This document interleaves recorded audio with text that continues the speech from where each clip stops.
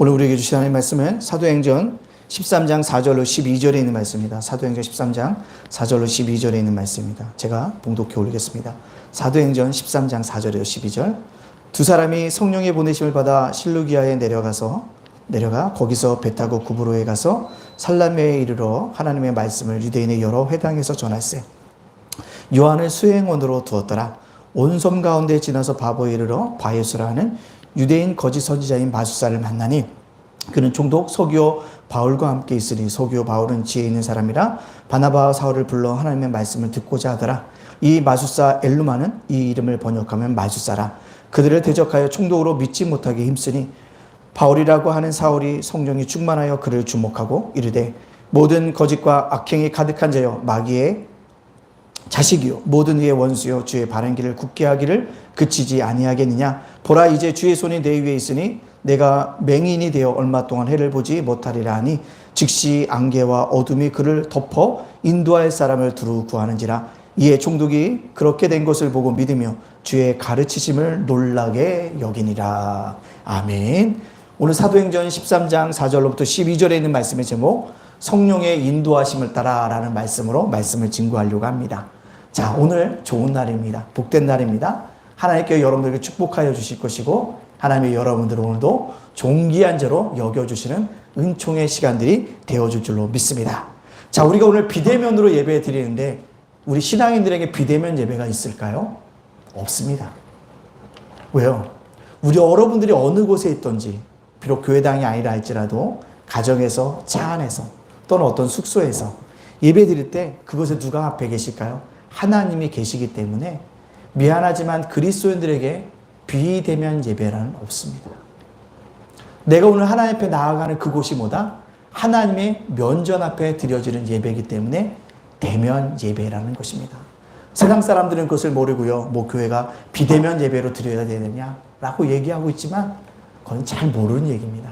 우리는 하나님이 초월적인 존재고 어느 곳에도 계시기 때문에 시공간을 초월하셔 계신 곳이기 때문에 여러분이 오늘 드려지는 그 예배가 대면 예배라는 것을 꼭 기억하고 하나님 앞에 면전의식을 가지고 대면으로서 예배 드릴 수 있는 저와 여러분이 되어지기를 간절히 소원합니다.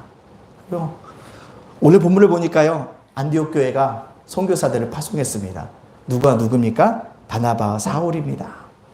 안디옥 교회는 금식하고 성령의 말씀대로 두 사람을 따라 세웠습니다. 그 사람이 바로 바나바와 사울이었습니다. 그리고 그들은요, 이제 이방에 복음을 증거하기 위해서 떠나보내고 있다라는 거.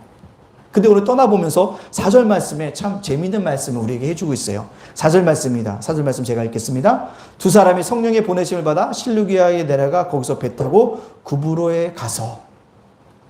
여기서 제일 중요한 구절이 있다면 두 사람이 성령의 보내심을 받아. 이상하지 않아요? 안디옥 교회에서 파송했는데 오늘 본문 말씀은 성령의 보내심을 받았다라고 말씀하고 있습니다. 성령의 보내심을 받았다. 즉 이들이 선교지로 파송한 것은 교회가 아니라 누구라고 얘기하는 걸까요? 성령 하나님이시다라고 얘기하고 있습니다. 그렇습니다. 바로 성령 하나님께서 오늘 바나바 누굴요? 사울을 파송하고 있다라는 것입니다. 즉 우리가 여기서 기억해야 될 것은요. 우리가 어떤 일을 하든지 누가요? 하나님의 주권 안에 있다는 사실을 꼭 기억합니다. 하나님이 허락하셔야지만 이루어지는 것이고 하나님이 허락하시지 않는 거예요. 되어지지 않는다는 겁니다. 따라서 여기서도 교회가 무엇인가를 생각해 볼 수 있습니다. 교회는요. 세상으로부터 부르심을 받은 존재들이 모인 곳입니다. 세상으로부터 구별된 것입니다. 그러나 교회는요. 또 뭐합니까? 성령 하나님으로부터 세상으로 뭐합니까? 파송되어지고 있다는 거죠. 그게 교회예요. 교회는 부르심을 받았고 또 어떻게 해요? 세상으로 보내심을 받았다는 겁니다. 그게 뭐라고요? 교회라고 여러분들에게 말씀드릴 수 있습니다. 따라서 우리가 오늘 일주일에 한번 교회에 모여서 세상부터 부르심을 받아서 함께 예배 드리는 것, 이거 굉장히 중요합니다. 그리고 어때요? 예배를 드린 후에는요, 성령 하나님이 우리를 파송합니다. 어디요? 세상으로 파송하고 있다라는 겁니다. 따라서 오늘 여러분들이 교회당에 올라오지 못한 성도님들은요, 여러분이 그 앉아있는 그곳 장소 하나하나가 보다 하나님이 파송한 장소라는 사실을 기억해야 됩니다. 그래서 우리는 어떻게 해요? 그곳에서 성령의 인도하심을 받기 위해서 몸부림쳐야 한다라는 것입니다. 어떤 분이 얘기합니다. 나 이곳에 오기 싫었는데 난 쫓겨난 인생이다라고 생각할 수 있습니다. 아니에요. 성령 하나님의 인도하심이 있었기 때문에 여러분들이 그곳에 갔다라는 겁니다. 따라서 우리는요, 세상으로 보냄을 받은 자들이라는 것입니다. 내 지식으로, 내 경험으로, 내 지혜로 되온 것이 아니라 누구요? 성령의 힘과 성령의 지식과 성령의 지혜로 파송받았다라는 겁니다. 그렇다면 그곳에 간 것은 내 의지가 아니라 성령 하나님의 인도하심을 따라 갔다고 한다면 성령의 인도하심을 따라 우리는 어떠한 삶을 살아가야 할까요? 성령의 인도하심을 받는다라는 하는 것은 어떤 의미가 있을까요? 오늘 우리가 그것을 사도행전 13장 4절과 12절 말씀을 통해 살펴봄으로 말미암아 성령의 인도하심을 따라가는 삶들을 배워갈 수 있는 저와 여러분의 삶이 되어지기를 간절히 소원합니다. 첫째로요, 성령의 인도하심을 따라가는 것은요, 첫째로 익숙한 곳으로 가라는 것입니다. 어떤 분은 얘기합니다. 성령을 따라간다면 새로운 곳으로 간다고 생각합니다. 그러나 아니에요. 익숙한 곳으로 가는 겁니다. 1번 한번 띄워주실래요? 네. 예. 익숙한 곳으로 가야 한다는 것입니다. 오늘도 사울과 바울이 복음을 들고 제일 먼저 간 곳이 어딜까요? 첫 선교지가 어딜까요? 4절에 이렇게 얘기하고 있습니다. 두 사람이 성령의 보내심을 받아 실루기아에 내려가서 배 타고 구브로에 가서 그들의 최종 목적지가 어디입니까? 구브로라는 섬이에요. 실루기아는 항구 도시입니다. 즉 항구에서 섬이었던 구브로로 들어가고 있다는 것입니다. 여러분들, 구브로가 어떤 섬일까요? 구브로는요, 바나바의 고향입니다. 바나바가 먼저 성령의 인도하심을 따라 복음을 들고 간 곳이 어디냐면 바로 이 자신이 고향, 익숙한 곳으로 가고 있다는 거예요. 그래서 사도행전 4장 36절에도 우리에게 이렇게 얘기하고 있습니다. 구브로에서 난 레이족 사람이 있으니 이름은 요셉이라 사도들이 일컬어 바나바라 번역하면 위로의 아들이라 하니 구브로에서 난 레이족 바나바가 있었다고 얘기하고 있습니다.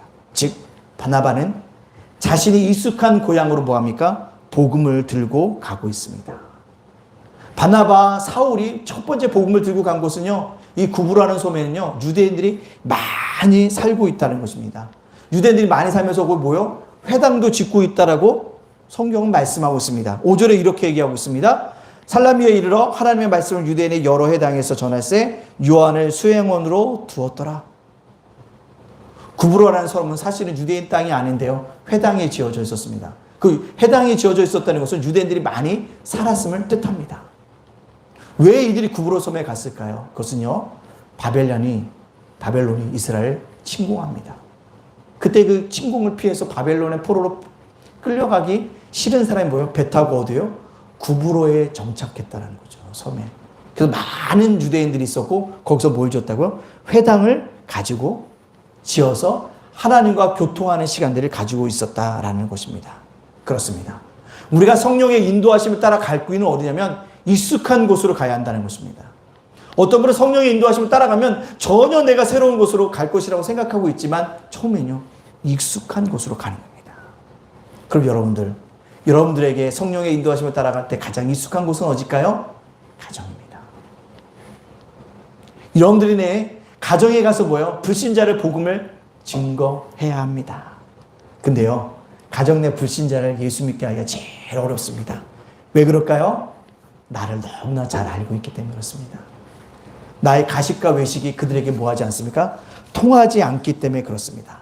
그럼에도 불구하고 우리가 성령의 인도하심을 따라 간다면 우리의 익숙한 건 뭡니까? 가정을 먼저 가서 가정을 살리고요, 가정을 어떻게 해요? 세워가야 되고요. 뭘로 세워갑니까? 복음으로 세워갑니다. 성령의 인도하심을 따라 간 거지 그 가정을 어떻게 해요? 말씀 가운데 살아나는 그런 가정으로 만들기 위해서 우리가 몸부림쳐야 합니다. 성령의 인도하심을 따라가 살아가는 삶이 먼 데 있는 것이 하나 어디라고요? 우리의 가정이라는 것입니다. 그 가정이 어떻게 해요? 복음화할 수 있도록, 예수의 말씀을 서로 나눌 수 있도록, 서로 간의 기도 제목도 나누고 중보기도도 그 안에 요청되어지고 서로 아름다운 뭐요? 믿음의 공동체, 신앙의 공동체를 만들어갈 가정이라는 것입니다. 여러분들, 성령의 인도하심을 따라가는 곳, 익숙한 곳, 가정, 그 곳에 여러분들 복음의 공동체를, 신앙의 공동체를, 믿음의 공동체를 세워갈 수 있는 우리가 되어져야 합니다. 그것이 바로 성령의 인도하심을 따라 사는 삶이라는 사실들을 기억할 수 있는 저와 여러분이 되어지기를 간절히 소망합니다. 두 번째요, 성령의 인도하심을 따라 갈 때요, 동역자와 함께 하여야 한다는 거예요. 누구와 함께 하라고요? 동역자들과. 오늘 본문 말씀 보시죠. 바나바와 사울이 배 타고 구브로로 갑니다. 근데 구브로 갈 때 두 사람만 간 것이 아니에요. 누구 한 사람을 더 데리고 갔습니다. 누굴까요? 오늘 5절 말씀에 이렇게 얘기하고 있습니다.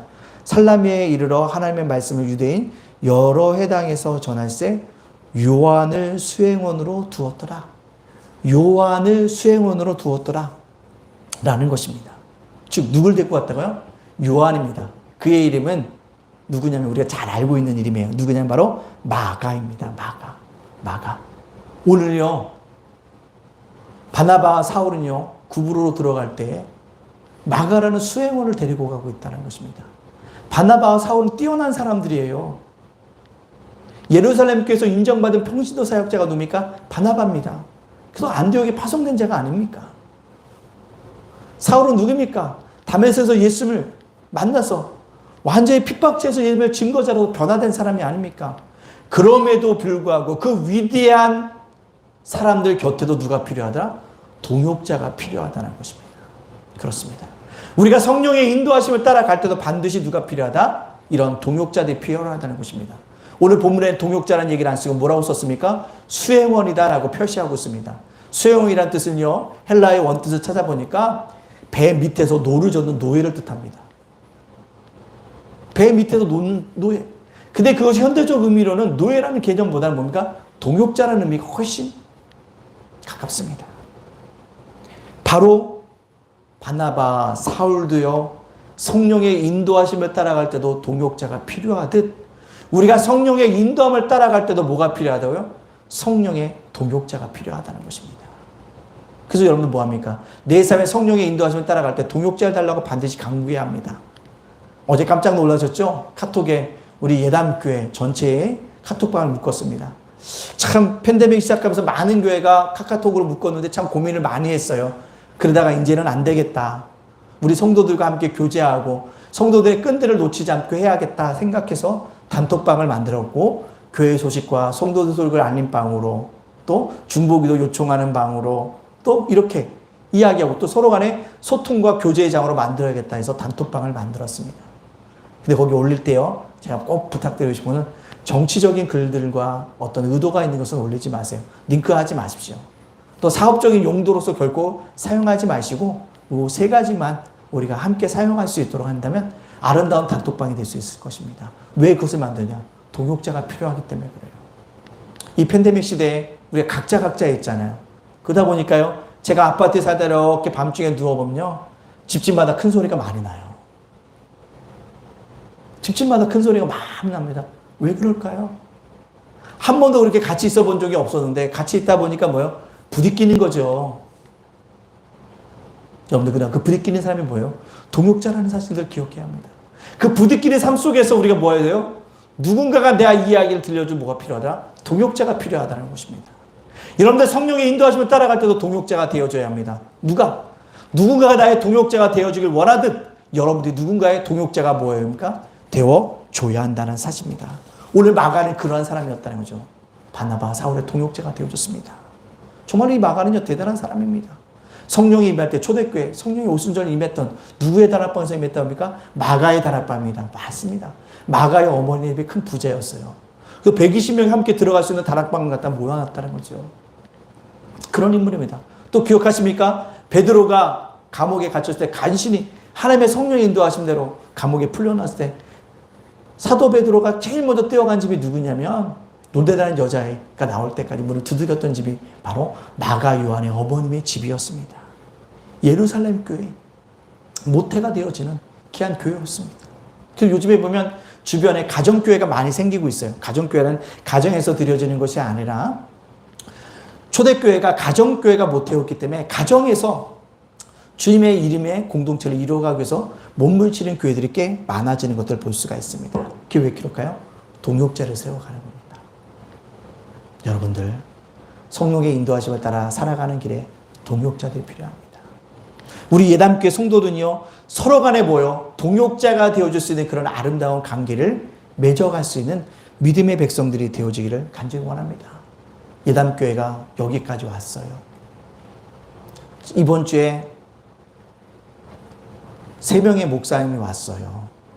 함께 잠깐 교제를 했습니다. 다 따로따로 오셨어요, 시간마다. 근데 그분과 교제하는데 그분들이 깜짝 놀래요. 목사님, 여기서 8년 동안 버티셨던 게 맞으세요? 네, 맞습니다. 한 분은 그래요. 목사님, 저는 10년째인데 매일같이 옮겨 다녔다는 거, 2년마다 한 번씩. 여기 8년 동안 있었다는 거. 감사합니다. 근데 그게 제 혼자만의 능력이 아니라 여러분이 협력하셨기 때문에 여기까지 왔다는 사실입니다. 여러분들, 협력이고 동역, 그것이 우리들에게 필요하다는 것입니다. 사실 팬데믹으로 인해서 교회가 많은 어려움들을 당하고 있습니다. 여러분들, 우리가 동역의 의식들을 가지고 이 교회 현실들을 우리가 모른 척하지 않아야 합니다. 협력해야 합니다. 그 협력은요, 물질로만 하는 것이 아니라 뭐예요? 참여하는 것입니다. 참여가 협력이고 참여가 동역이라는 것입니다. 우리는 그런 것을 기억하고 얼음날에, 더운 날에 얼음 냉수와 같이 주 앞에 충성된 동역자들이 되어줄 수 있는 우리 모두가 되어줘야 합니다. 그래서 잠언 25장 13절에 이렇게 얘기하고 있지 않습니까? 충성된 사자는 그를 보낸 이에게 마치 추수하는 날에 얼음 냉수 같아서 능히 그 주인의 마음을 시원케 하느니라. 그죠? 추수하는 날, 더운 날이죠. 얼음 냉수와 같이. 그런 동역자로서 우리가 서로 간에 힘쓰고 애쓸 수 있는 그런 믿음의 성령의 인도하심을 받을 수 있는 우리 모두가 되어지기를 간절히 소원합니다. 세 번째요. 우리가 성령의 인도하심을 따라간다고 해도요, 반드시 뭐가 있다? 방해자들이 있습니다. 뭐가 있다고요? 방해자들이 있다는 거죠. 아니, 성령의 인도하심을 따라가는데 영광만 있어야 되는 것이 아닌가? 면류관만 있어야 되는 것이 아닌가? 그 길은 금빛이어야 되지 않는가라고 생각할 수 있습니다. 그런데요, 성령의 인도하심을 따라가도 반드시 뭐가 있습니까? 방해자가 중요합니다. 오늘 사도 바울이 안디옥에서 파송받고 성령의 보내심을 받아 굽으로 갔습니다. 그러면 예수 믿는 사람들이 구름대같이 모여들 것 같은데 아니요. 방해자가 등장합니다. 열매가 맺지도 않았는데 방해자가 등장하고 있다는 것입니다. 그 방해자가 누구냐? 오늘 말씀 6절에 있는 말씀에 얘기하고 있습니다. 온성 가운데 지나서 바보에 이르러 바예수라는 유대인 거짓 선지자인 마술사를 만나니, 유대의 거짓 선지자 누구요? 바예수라는 마술사를 만납니다. 바예수의 이름의 뜻이 참 희한해요. 예수의 아들이라는 뜻입니다. 예수의 아들이고 예수를 믿을 것 같은데 오히려 뭐합니까? 예수를 믿게 하는 것도 뭐하는가? 방해하는 자들이었다는 겁니다. 그러나 아마 신비적인 마술로 사람들을 꾀었고 강령술로 사람들을 꾀인 것을 볼 수가 있습니다. 어저께도 그것이 알고 싶다라는 프로를 보다가 참 깜짝 놀랐어요. 말 한마디가 중요하다라는 것입니다. 어떤 모녀가 있어요. 두 모녀가요. 자기 어린 딸이 자꾸 꿈을 꾸는데 귀신을 본대요. 그래서 어떤 스님한테 데려갔는데 그 스님이 신내림을 해야 되는데 딸이 어리니까 엄마 보러 대신 받으라고 했다는 거예요. 그 엄마가 신내림을 받고 딸에게 편한 삶들을 이어주기 위해서 뭐예요? 스스로가 신이 되어버려서 뭐하면 죽게 되어졌습니다. 하나님 나라 간다고 다 온통 옷을 벗고 냇가에 있다가 그만 저체온증으로 죽었다는 것입니다. 근데 그 두 모녀를 그렇게까지 몰아넣을 수 있었던 게 뭐냐? 여자 스님이 한 말이었다는 거죠. 신내린 굿을 받지 않으면 집안이 망하고 딸이 이상하게 될 거라는 그 한마디 때문에 가정이 풍지박살된 것을 볼 수가 있어요. 여러분들 꼭 기억할 것은 우리의 말 한마디가 굉장히 중요하다는 것입니다. 마찬가지입니다. 바나바 사울이 복음을 증거할 때도 바예수가 글쎄 저걸 믿어도 될까라는 자꾸 뭐예요? 미혹되는 말을 사람들을 넘어뜨리고 있다는 거죠. 그래서 뭐합니까? 방해자가 되어졌다는 겁니다. 여러분들 꼭 기억하십시오.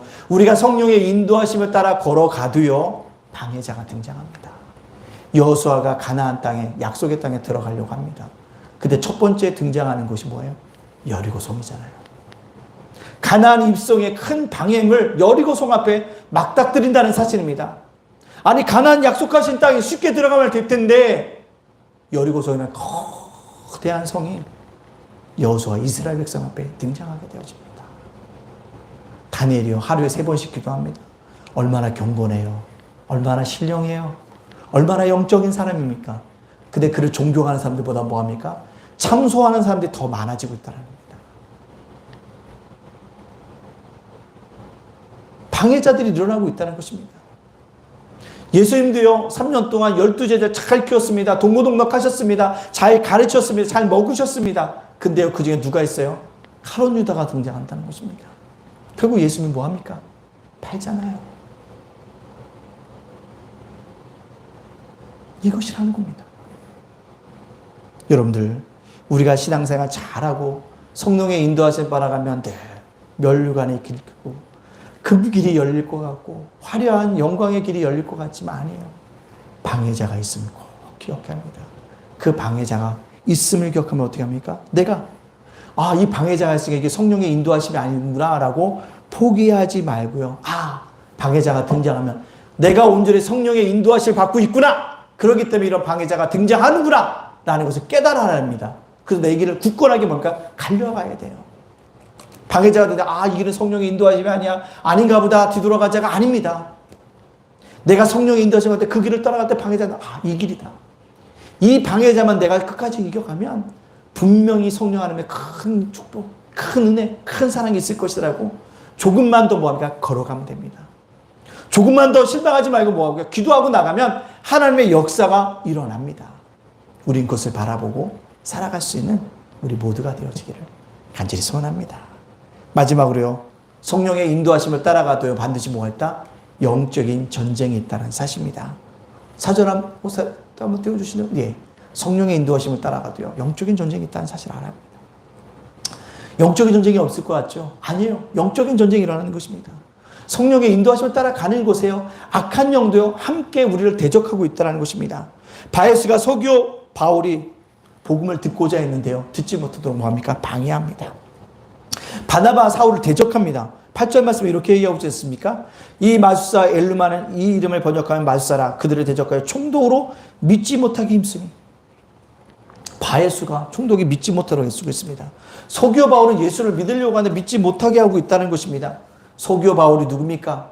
글라우디아 황제 때요. 구브로섬의 총독으로 파견받은 사람입니다. 로마 원로원을 투표권을 가진 사람입니다. 즉 원로원을 뽑을 때 투표권을 가진 사람의 굉장한 정치적인 위치에 있는 사람이라는 것을 우리가 알 수 있습니다. 근데 서기오 바울은 바나바 사울의 이야기를 듣고 복음을 영접하고 싶은데요. 바에수가 뭐하고 있다는가? 막고 있다는 것입니다. 복음을 듣지 못하도록 노력하고 있다는 것입니다. 이처럼요. 영적인 전쟁이 끊임없이 일어나고 있다는 것입니다. 이래서 왜 그랬을까요? 바에수가 아마도 바나바 사울을 통해서 자기가 누리고 있는 어떤 부귀영화를 빼앗길까 봐 하는 두려움이 있었기 때문에 영적으로 대적한 것이 아닌가 생각되어집니다. 중요한 것은 성령의 인도하심을 따라 가도 반드시 뭐가 있다? 영적 전쟁이 있다는 것입니다. 영적 전쟁이 있다는 것은 뭐합니까? 우리가 그것을 뭐합니까? 승리해야 합니다. 승리하지 않으면 넘어질 수밖에 없다는 사실입니다. 따라서 우리 오늘 말씀 속에 보면 뭐라고 얘기합니까? 영적 전쟁에서 승리하기 위해서 담대하게 사도 바울이 얘기하는 것입니다. 9절과 10절에 이렇게 얘기하고 있습니다. 바울이라고 하는 사울이 성령이 충만하여 그를 주목하고 이르되 모든 거짓과 악행이 가득한 자여 마귀의 자식이요 모든 이의 원수요 주의 바른 길을 굳게 하기를 그치지 아니하겠느냐. 주의 길을 바른 길을 굳게 하기를 그치지 않겠냐. 그치라라고 단호하게 얘기하고 있다는 것, 그치라는 것입니다. 어느 때까지 주의 바른 길을 복음을 듣고자 하는 자에게 복음을 듣지 못하도록 네가 방해하겠느냐는 겁니다. 그치라고 얘기하고 있다는 것입니다. 그렇습니다. 바에수는 끊임없이 속인수와 깊이 없는 학문으로 중상모략하면서 서기오 바울이 복음을 듣지 못하게 하고 있다는 겁니다.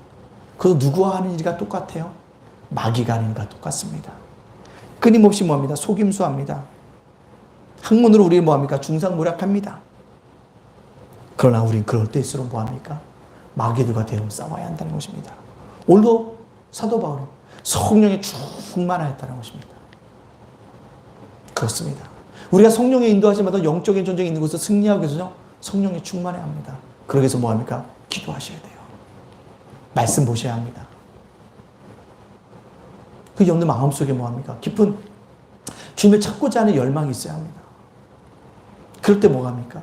역사가 일어난다라는 것입니다. 또 기도해야 돼요. 기도할 때 누구의 이름을 부릅니까?